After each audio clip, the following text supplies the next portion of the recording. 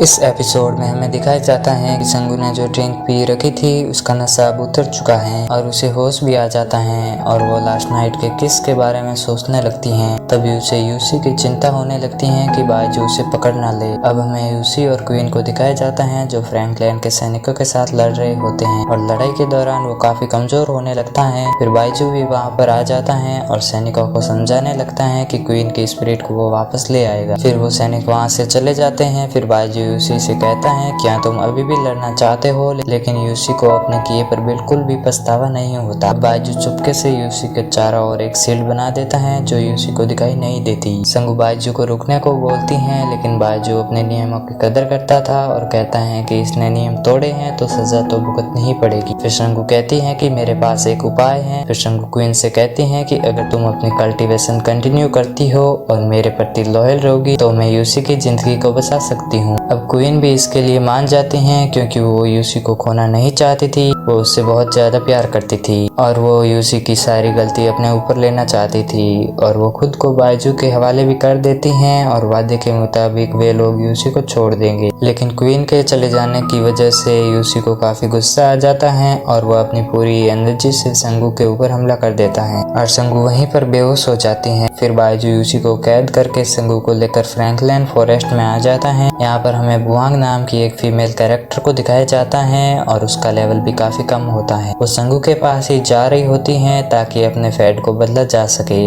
रास्ते में उसे दो दासियां मिलती हैं जो उसकी इंसल्ट भी करती हैं और कहती हैं कि वहां पर जाकर क्या करोगी। फिर हमें बायजू को दिखाया जाता है। बायजू संगू की चोट को ठीक कर रहा होता है, लेकिन वो ऐसा नहीं कर पाता। ओल्डर फैंग कहते हैं कि यूसी ने अपने हजारों सालों की कल्टीवेशन को यूज किया है जिस कारण तुम इसे ठीक नहीं कर पा रहे। बायजू को याद आता है कि गॉडरेल में एक ऐसा ट्रेजर है जिससे कोई भी चोट ठीक हो सकती है। वो उसे लाने की बात करता है। जैसे ही वो जाने लगता है तो रास्ते में उसे बुआंग मिलती है। वो कहती है कि मैं कुछ दवाइयाँ लाई हूँ जिससे संगू का दर्द थोड़ा कम होगा। तो बायजू बुआंग से कहता है कि तुम संगू का अच्छे से ध्यान रखना। ओल्डर फैंग भी बुआंग से कहते हैं कि तुम संगू का ध्यान अच्छे से रखना। फिर बायजू स्नो गॉडेस के पास जाता है। उसे कहता है कि मुझे वो वाटर ट्रेजर दो। तो कहते हैं कि आप तो ट्री गॉड हो ना, और आप मुझे ऑर्डर दे रहे हो या मुझसे रिक्वेस्ट कर रहे हो। तो बायजू कहता है कि मैं आज तुमसे रिक्वेस्ट कर रहा हूँ। फिर स्नो गॉडेस बायजू के सामने एक शर्त रखती है कि मैं आपसे सीखना चाहती हूँ, आपकी स्टूडेंट बनना चाहती हूँ, आपके आसपास रहना चाहती हूँ। तो बायजू को इसके लिए मानना पड़ता है।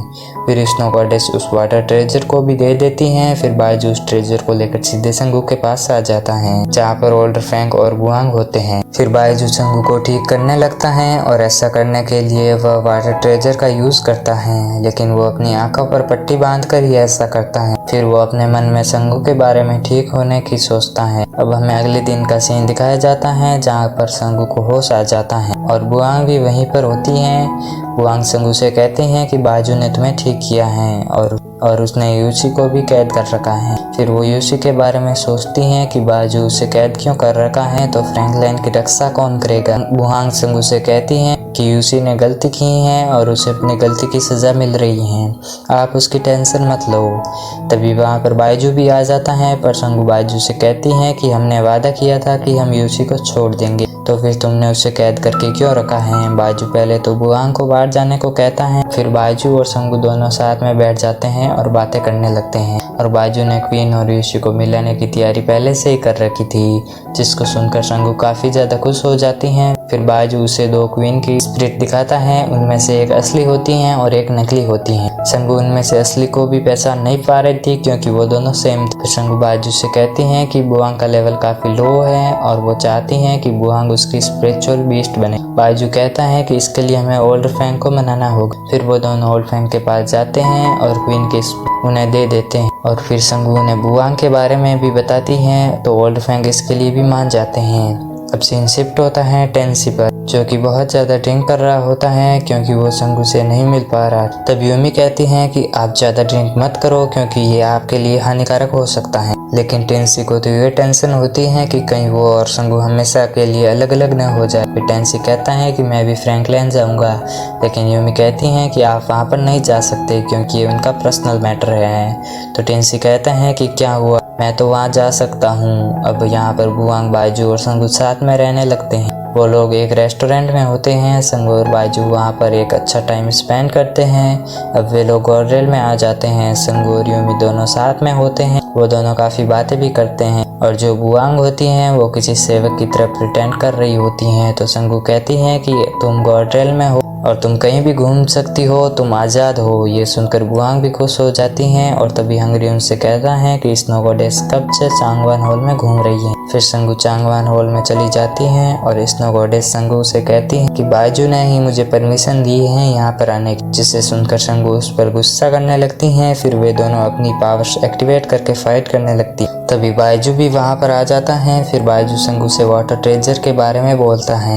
फिर संगू शांत हो जाती है और वहाँ से गुस्से में चली जाती है। तो बुआंग संगू से कहती हैं कि बायजू ने स्नो गॉडेस को सिर्फ अपने स्टूडेंट के रूप में चुना है, कौन सा उससे शादी की है। फिर संगू कुछ सोचने लगती हैं। अब हमें अगले दिन का सीन दिखाया जाता है जहाँ पर सभी संगू का इंतजार कर रहे होते हैं। फिर संगू बहुत सारी बुक्स के साथ वहाँ पर आती हैं और वो स्नो गॉडेस से कहती हैं कि मैंने ये सारी बुक्स को पढ़ रखा है, तुम भी इन्हें पढ़ लो। पर संगू को ये बात पता नहीं होती कि स्नो गॉडेस ने ऑलरेडी ये सारी बुक्स को पढ़ रखा है। तभी स्नो गॉडेस एक बुक दिखाती हैं और कहती हैं कि ये बुक तो अभी अभी आई है, मुझे नहीं लगता कि तुमने इस बुक को पढ़ रखा। और फिर बायजू उन दोनों का टेस्ट लेने का सोचता है। बायजू उनसे सवाल पूछता है और संगू यहाँ पर चीटिंग कर रही होती है। उसे यूमी और बुआंग की आवाज़ सुनाई दे रही थी। बायजू जैसे ही कोई क्वेश्चन पूछता तभी यूमी और बुआंग उस क्वेश्चन का जवाब ढूंढ संगू को उसका आंसर बता दे। संगू का जवाब सुनकर स्नो गॉडेस हैरान हो जाती हैं कि संगू तो कभी भी स्टडी में इंटरेस्ट नहीं लेती, लेकिन अब वो सारे सवालों का जवाब कैसे दे पा रही। फिर बायजू टॉपिक बदलते हैं और वो फिर से वही पहले वाला सवाल पूछते हैं उस डीमन टाइगर बीस्ट का, जिसका जवाब स्नो गॉडेस के पास नहीं होता,